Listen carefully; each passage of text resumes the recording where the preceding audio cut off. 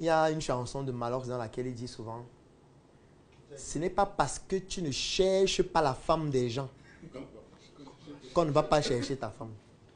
Les gens chantent et rient, ils dansent. Ils ne comprennent pas ce que ça veut dire.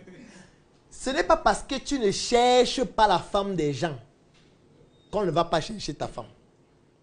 Donc ne restez pas à la maison et dites que non, moi je suis pieux. Moi vraiment, je ne crée pas les problèmes aux gens. Je suis humble, je prie chaque dimanche ou chaque vendredi à la mosquée. Je suis en harmonie avec le Seigneur. Je fais du bien aux gens. Je fais des dons en décembre. Et ça veut dire que moi aussi, les gens vont me faire du bien. Ça ne marche pas. Ça marche pas.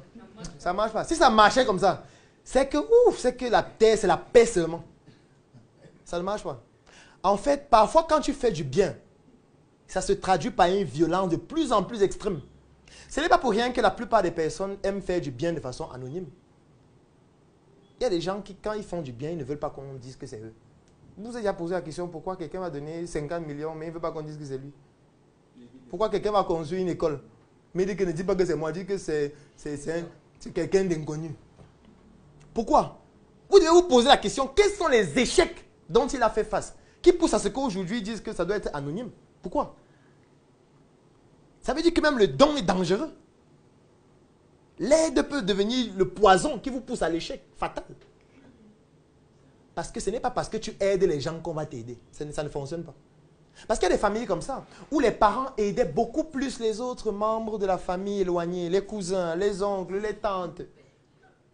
Les parents investissaient leur argent sur eux. Parce qu'ils se disaient, si je ne suis plus là aujourd'hui, au moins eux, ils vont aider mes enfants.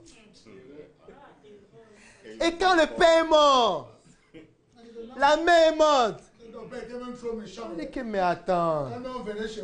Moi, je vais même vous raconter une anecdote. Quand le père est mort, l'une des tantes que le père aidait le plus, et là, je suis obligé de ne pas décliner l'identité, est venue dire qu'en fait, la maison où vous vivez là, c'est moi qui avais donné ça à votre père, il n'a pas payé. Elle a sorti les documents, que vous avez 1 an pour partir. Et elle les a fait partir, et ils sont partis, et elle a cassé la maison pour reconstruire et mettre à louer. Ce n'est pas l'amusement. Je parle de la sœur de leur père, même mère. Je ne parle pas d'une sœur éloignée. Elle a mis la mère dehors, les enfants dehors, avec les petits-enfants dehors. C'est Lucie qui est venue servir ça. Vous avez 1 an pour partir. Le père, là, s'il veut, il nous punit chez le Seigneur. Ici, nous sommes sur la terre. Ça ne marche plus. Il n'est plus là. Et les enfants pleuraient, vraiment, alors que notre père a beaucoup investi sur eux. Si les enfants, on s'en fout. On s'en fout. Est-ce qu'il y a des documents même d'abord? Vous avez un document qui prouve que votre père nous a aidés. Si oui, il a donné combien? Quand? En quelle année? À qui? Après, ils vont même vous dire qu'en fait, il remboursait les dettes. Il nous devait. Oui, ils disent qu'en fait, c'est l'argent du grand-père. Oui. Qui l'a pris? Notre grand-père, il a pris tout l'argent du grand-père. Il avait quoi? Il a pris ses biens hauts. C'est vous qui avez tout. Ce sont les biens de la famille. Il nous partageait ce qui nous revient. Ça ne marche pas. Ça ne marche pas. Ce n'est pas parce que tu aides les gens que les gens vont t'aider. Ça ne marche pas. Ce n'est pas parce que tu es souriant avec les gens qu'ils auront souriant avec toi. Non. Ce n'est pas parce que tu es en difficulté. Ou alors, actuellement, tu as beaucoup d'argent. Tu soutiens les gens. Que quand tu seras en difficulté, les gens là vont te soutenir. Non. Ça ne marche pas. Ce n'est pas parce que tu as ta femme à la maison, tu es fier d'elle, tu fais tout, tu es fidèle, qu'elle va faire ce que tu fais. Ce n'est pas obligé. Ah oui. Ce n'est pas obligé. Et vice-versa. Ce n'est pas obligé. C'est pour ça qu'il dit qu'il faut être handicapé émotionnellement. Il faut être handicapé. Si tu n'es pas handicapé émotionnellement, tu seras trop léger. Trop léger. Et quand tu es léger émotionnellement, l'échec va faire partie de ton quotidien. Tu vas passer ton temps à pleurer, dire que le monde ne t'aime pas, les gens ne m'aiment pas, les gens me détestent. On s'en fout des décès, ça fait quoi? Même. Et j'aime souvent dire que si tu meurs, rien ne va se passer, le monde sera mieux qu'avant. Donc il y a des gens qui croient que quand ils vont mourir, le monde va s'arrêter. D'abord que, quand tu meurs, tout ce que tu as connu ne vont pas venir à tes obsèques.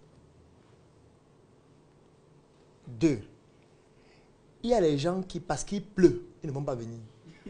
Les gens qui te connaissaient depuis 20 ans, il va dire non, il pleut, non, toi aussi. On va faire comment? J'ai envoyé déjà ma contribution.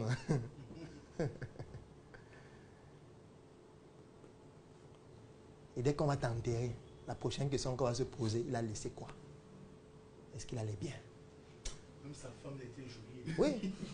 Parfois, même le même jour de l'enterrement, quelqu'un va valider ta femme pour la consoler. Oui. C'est cruel, n'est-ce pas?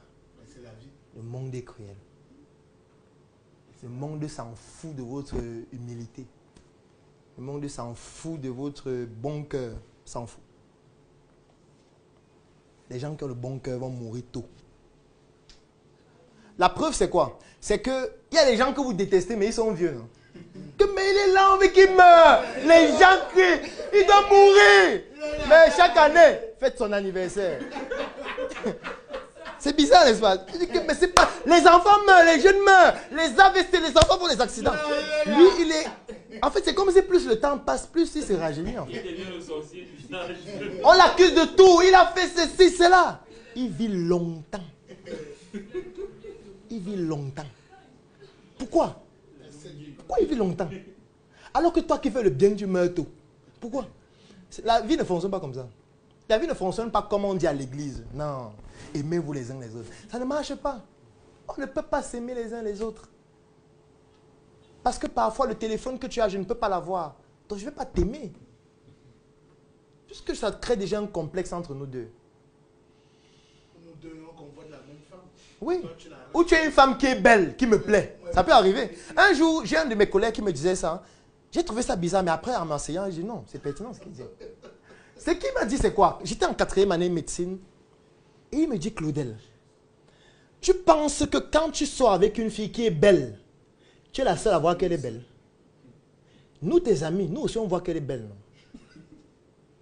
Tu crois que nous, ça ne nous plairait pas aussi de sortir avec elle? Quand il a dit ça, je suis resté là, je dis, bon, oui, ça tient. Hein. Ce qu'il dit là, c'est pertinent. Il me dit que, mais tu dis que c'est pertinent comment? Tu crois que si je trouve le moyen de valider, il ne veut pas valider. Il voulait me choquer, mais en réalité, il avait raison. C'est la même chose avec une fille. Tu sois avec un gars, il est fringué, il a beaucoup d'argent, il s'occupe bien de toi. Tu parles de lui, tu racontes à ta copine comment vraiment, il me secoue bien au lit, c'est un faf avec F majuscule. Tu crois que ça plaît à tout le monde? Alors qu'elle, elle va de garçon en garçon, sans trouver quelqu'un. Non. Le jour où elle va trouver la solution, elle va implémenter ça. Et tu auras beau pleurer, tu auras beau crier. Ça ne marche pas. C'est même lui qui va te chasser. Que tu donnes, laisse-nous. Nous on s'aime. C'est cruel, mais c'est comme ça.